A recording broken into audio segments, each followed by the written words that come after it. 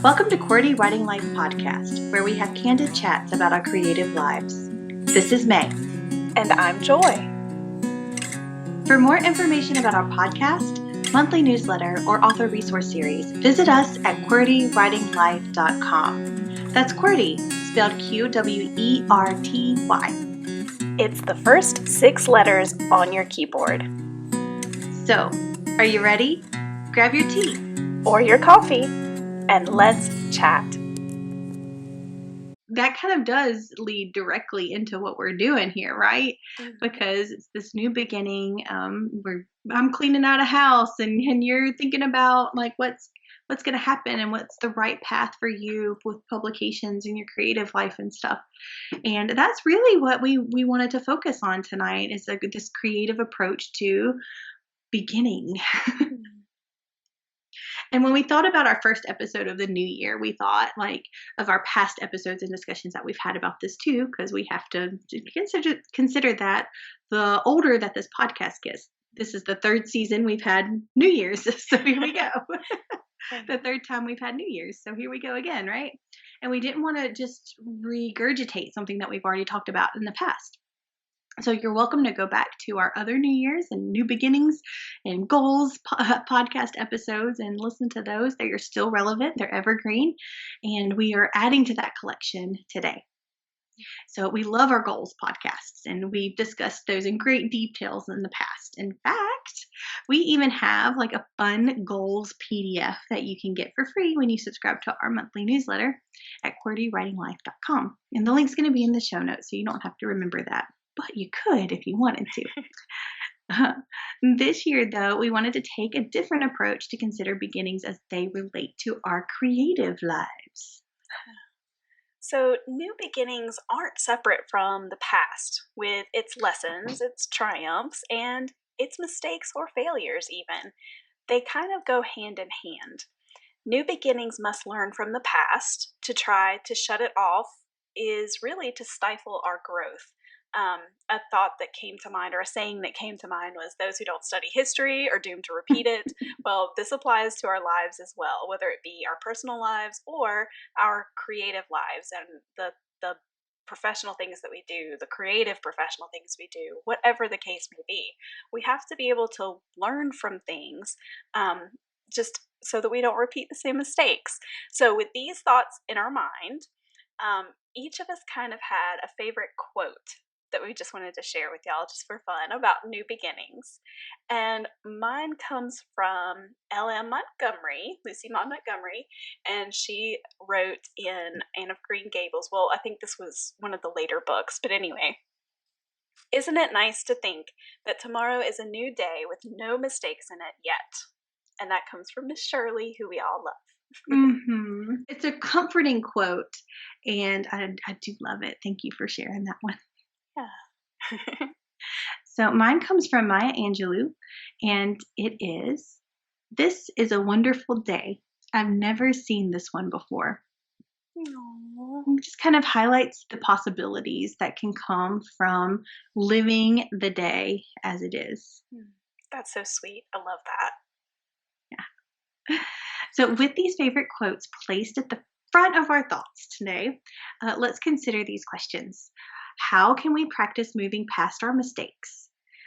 That's a big one. And I feel like it sometimes takes a lifetime for us to learn. But we can identify what we've learned from the mistakes and apply it to daily life as we move forward. So if you've heard of Marie Kondo, so I kind of adore her. I watched her show, and I also read her books. We got to a part where we parted ways whenever she told me I had to get rid of books, but No. I'll have to deal with that later. We don't do that here. But I have used her concept in order to help declutter parts of my house and to keep them decluttered, like the pantry and the shirt drawer and things like that. And if you're not familiar with Marie Kondo, she kind of has coined the term does it spark joy? And so if you are holding a shirt that doesn't fit you anymore and it doesn't spark joy, then what you do is you say, like, thank you, shirt, for bringing me joy and at the time that I was wearing you or I bought you or something like that, and then you put it into the garbage bag that's going to go to the Salvation Army or some other way of getting rid of the idea, getting it out of your house. And I love that idea of being thankful for the things that you have had in the past that you have made and the decisions that you have garnered over the the span of your lifetime, and right or wrong, being able to say, yes, I'd like to keep this, and for to be a better person for that, and to keep that in my house, or thank you for teaching me this lesson, putting it in the bag and taking it away. So, with this new approach to learning from the past as we move forward into a new beginning, we came up with our own quotes to share with you. But I hope that Marie Kondo, we can take that and just kind of apply it to our personal lives instead of just like our household, that it can share a little bit of insight with you as well. So, my quote that I made is, because we are writers after all,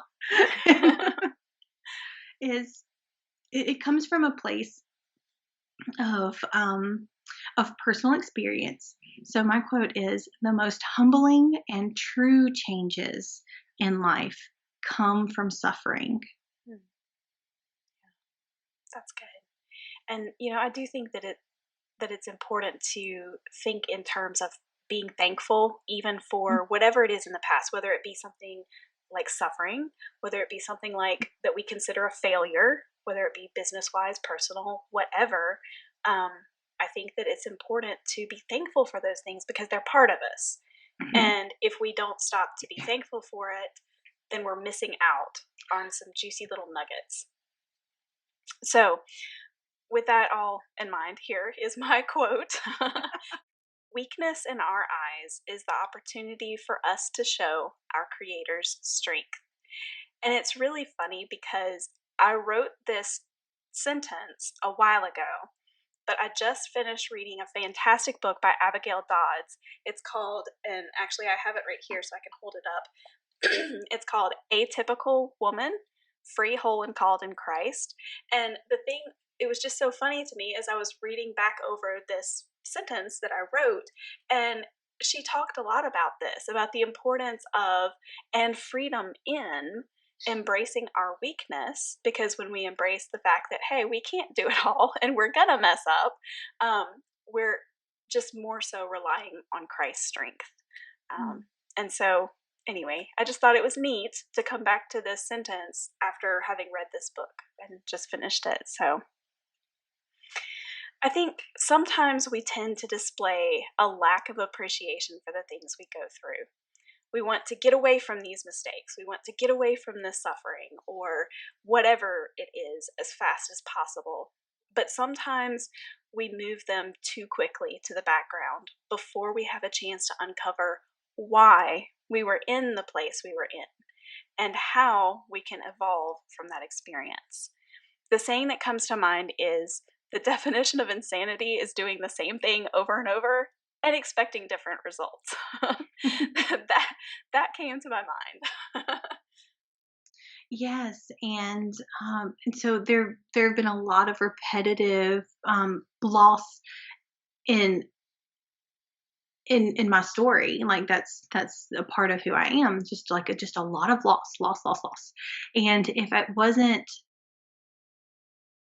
it wasn't for Christ and like in him being able to provide the comfort and the peace, and also for him showing me how I can grow as a person from these losses. If I just kept staying in that state of where I was, in just tremendous grief and sadness, if I kept staying there, then there's no way that I could have been an effective mom, that I could have been an effective employee, that I could be um, an effective family member, an effective believer. I would just be so stagnant and so in such sadness that no one would want to be around me. I wouldn't want to be around myself. and and so there can be this enlightenment through suffering, and it can also happen through through contentment and happiness and those things too. But more often than not, I believe that suffering is where we learn some really, really deep, hard lessons, and that they really grow deep roots inside of us as well. And that we grow spiritually closer to our God, our Creator, our strength and our weaknesses, because we know when those things get so hard that we are not strong enough. Yeah, so true. Well, and I do think it's important, though, to note that we may not notice the lessons the first time Mhm. around. We don't always take, whether sometimes it's because we don't stop and do what we're talking about here to, like, take a moment to examine and see what can we learn from this? What can we, what little gem of goodness can we take moving forward from this horribly dark moment in time, whether it be grief or loss, or whether it be a failure of, in the business world, or whatever it is that we're talking about. So either we didn't take that time to do that and examine it and think it through, or it just didn't sink in. We just Mhm. didn't fully learn the lesson. And I think that happens often. So to think that we would never have to relearn a lesson, I think, It's well, a bit of hubris it there, I is. think. I was going to say that. Yeah, and it takes away the fact that we're human, you Mhm. know. So, Yeah. yeah, that's part of it too. So I'm glad that you brought that up, because I think it's important that we remember that and we don't place an expectation on ourselves that maybe isn't realistic, that maybe we're not going to learn something the first go Yeah. round. Yeah, and also our climb up the mountain is not necessarily going to be a straight line. So we're going to have to dodge some crevices and go around a cave, and we're going to have to do these things, that we don't want to do, and that doesn't necessarily look like we're getting to the place that we want to be. But that's where perseverance and knowledge of yourself comes into play too, Yeah. and also like your faith as well. Hmm. So true. I agree.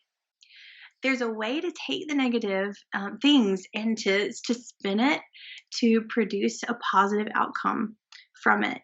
And I don't even know if like spin it is the right way to handle it. Like if you're going through these things, there's always going to be an aspect of something good coming from these dark places, and we just have to be able to recognize it, to notice it, and to be able to say, okay, I see you, like, and if you're just surrounding yourself in the dark and you're not looking specifically for that positive outcome, then you're not going to find it.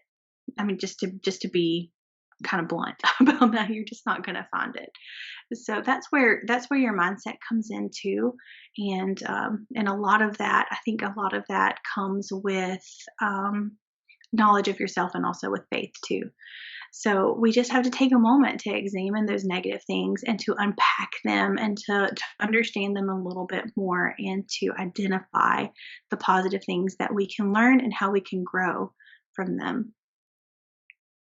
So on a creative level, it's stepping outside of the personal level for a moment, but on a creative level, I can definitely see where I made a bit of a mistake. Now I can tell you that my poetry book has been very well received, and it's done exactly what I wanted it to do. So there have been people who have come to me, who have emailed me, and who have texted me, and talk to me face to face to tell me that the reaction of the poetry book for the people who are grieving in their lives or for them personally, and that is exactly what I wanted to happen. I wanted people to not feel alone and be able to know that there are people who they can come to and talk to, and also the book has been a sense it has been a companion for people who are grieving too. Even if you don't want to talk about it, you still have that piece. It was written by a human who've been feeling these things, right? And so, one person, particularly to to kind of share how that community thing works, without actually being in touch with an author, she told me that her mother, who had just lost someone, when she needed to cry, she would pick up the poetry book and she would read, and that's how she would start the process of. She knew that she needed an emotional expelling, so she used the book as as a instigator to do that. Another person who had lost quite a few people in her life too. She's an older woman. Um, Told me that she was so thankful that I was able to express these things, and that in her life, and she writes too, but she writes a different kind of thing. So she writes more nonfiction stuff. But she said that there were emotions that she read in the poetry that she did not recognize when she was going through, and had not recognized that she went through them until she read the poetry. And there was some healing there as well, as an elderly woman. And I was like, Wow. oh wow, and isn't that interesting? you know so she made me cry a little, and she just held my hand and like hugged me, and she touched my cheeks when she was telling me this. So that's just a couple of stories. Another lady was gifted the book, and she had lost her husband, and when she read it, she ended up buying three more copies for three other people who had lost people that she knew. And so that's how the community could work, even without being in direct contact with somebody. You can share, and you can heal altogether, or you can grieve altogether, which is also kind of a healing thing too. But I didn't want, so I am grateful on how the book is being received, and how the word is getting out there. But I really had a pretty large marketing plan that was involved in the launch of the book and everything. And what I discovered is that the bigger the plan, the grander the idea, the longer the time it takes you to do it. And so, what I found is that I was so overwhelmed with the whole idea, the marketing plan idea, because it was so grand, that I ended up procrastinating and not fulfilling that project at all, like the marketing side of the project at all. Um, and that's not cool, right? So, and I also was getting like these little tidbits of um, a feedback on the book too. And so I was like, this is doing what I want it to do, just how it is. That's great. And I didn't like piece together that by just being okay with the responses that I was getting was actually negating the plans and the ability to share the book in a wider range, and to have more than just my immediate community benefiting from the book. But I could have reached out even more, and maybe even helped a lot more people through the holiday season, particularly. Um, but I didn't. I didn't do it. So, so that's a way where I failed, and I failed big, because there might be somebody who needed it. There might have been somebody who was grieving and who needed it, and I failed that person. You know.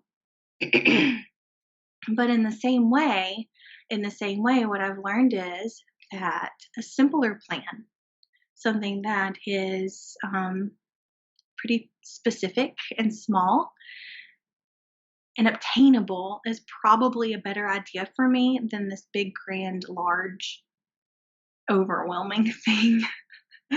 So as work piles in, and as being a mom piles on top of it, and then they're doing different sports and things now too, and there are things that just need to be handled. And those are things that I do not want to skimp on either. So, but doing something, planning something that's small, obtainable, a little bit more easy, and maybe even involves ads or something like that, that might be a little bit more costly, but would benefit the book in a way that even all of the planned social media posts and stuff won't necessarily be able to benefit them with. I I could that has a better chance of being a project that has finished and is stamped done at the end of it than this big, broad, overwhelming thing. So, as I roll into 2022 and look at Grief Like a River and anything else that I'm going to be writing and publishing this year, I definitely will simplify my marketing plan. I will look into some paid advertisement as well, but 2022 is going to be a lot more simple. 2022 um, is going to be about not just surviving but thriving. Maybe, I don't know. That's what I got so far, though. I like it. That's great. And I think that even though I know that you feel that disappointment in yourself, because I've been there. Like, I felt that, like, with myself.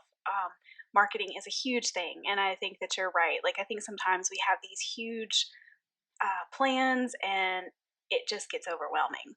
So even though you feel that disappointment, I think it's fantastic what you've learned and what you plan to do differently, and how you're even just seeing the whole concept of marketing and the aspect of sharing your book in a completely different light than you would have had you not, made this big plan and not quite accomplished all of it. So I think that's a good thing. Yeah. Well, failure is our greatest teacher, is it not? That's true. It can be if we live it. And I think that Yes. that's the point here, Yes, is exactly. allowing it to do that. So Mm-hmm. yeah. Yeah. So I could wallow. And I'm great at wallowing. I'm such a Oh yeah. good wallower. Me too. Same here. Just, like a pig in slop. I can do it. I can do that, or I can find a way to make it better. Yeah, for sure. So I think for me, the thing that kind of jumped out as I looked back over the year was right after Hurricane Ida, um, we we were out of power for a week, and then there was an additional week after that where we still didn't have internet, and I was a little hot with the poor internet people. I might have been a little bit rude in a couple of places with a couple of people. Sorry, not sorry. But I got to speak with one of the managers who happened to be out at a neighbor's house as I was waiting for them to come and do something to my house. And, from my perspective, there's a truck right there. There's my house right there. I can tell you what's wrong.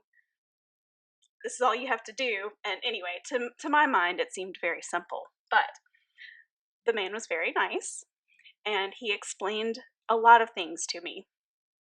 And one of the things that he said was, this particular company has kind of shot up into the top 3 within the last couple of years. And they grew way faster than they expected to. So if you've ever had a business or known someone who's a business person, I mean, that in itself is a huge thing. When you grow so much faster than you expect, there are going to be growing pains, right? And what he said was that they didn't have a plan in place for a natural disaster like this. Now, my original and initial reaction to that statement was, well, you serve people all along the Gulf Coast. There's going to be a bunch of natural disasters. So you kind of needed to have a plan in place. I don't think I said that out loud, but that's what I was thinking. But as I was reflecting on this conversation with this gentleman, I realized that I was guilty of the same exact thing. So I had 3, yeah, it was like, ooh. Yeah. I do that all the time. My pride gets hurt so bad when like I'm judgmental or I, blame somebody for something. It ends up not being that person's fault and stuff. I'm like, oh, ow. Exactly. So I kind of had three huge life-shaking aspects that merged together to form a perfect storm in my world the end of this past year. Now, while I hope never to repeat such a wretched trifecta, I know as a professional businesswoman, I have to prepare for another perfect storm. So I have to adapt. And as it sunk in that, hey, I didn't have a plan in place either, I have started to think about ways that I can have a plan in place for the things that I know probably will arise or might arise or whatever. And a couple of things that I've thought through and that are part of that plan is to keep my deadlines a little closer to the vest. Like I had let everybody know October 2nd was going to be the release for Every Good Thing, and clearly October 2nd is well in the rearview mirror at this point. And so that's one of the things, just to kind of keep that a little bit tighter until I know 100% that we're going to make it. Also, rethinking deadlines that I placed for myself during the height of hurricane season, which honestly is kind of hard because that's 4 months out of the year for us, at least. So there's going to have to be a little wiggle room there, but I'm rethinking that in some form or fashion. And also, another thing is to check in on better or alternative power and internet options that might come in the future. Those are things that I'm just going to have to keep my eyes and ears open for. And then just adding more time beyond the current buffers that I already place on deadlines, in understanding that, there could potentially be another perfect storm. And in that case, that 1 week buffer isn't going to cut it. So that's kind of what I have as my personal example from a failure from this past year that I'm trying to learn from as we move into 2022. And I don't know, but I feel like this probably leads us pretty well into our QWERTY challenge. Yeah. So, of course, we always look at our successes and we're like, yeah, that was great. And sometimes our successes are, maybe they're a perfect storm of things that happened and we have to pull those apart. But just being able to look at the things that we consider our failures and being able to pull those apart too and letting those kind of seep into us and become a part of who we are. That I think that kind of takes some big cojones to do that. So kudos to you for doing that, by the way. And I just think it's super important.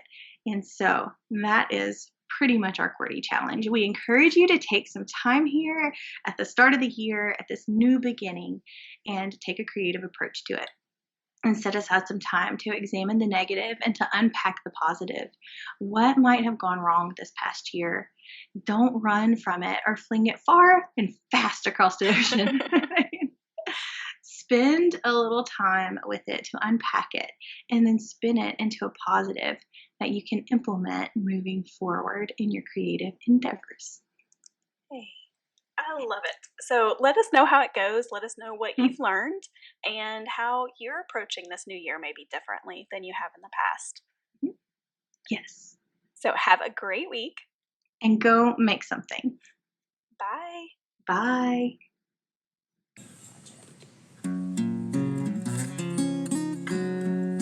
Thanks for tuning in. We hope this episode encouraged you. Like all creatives, we thrive on consumer recommendations.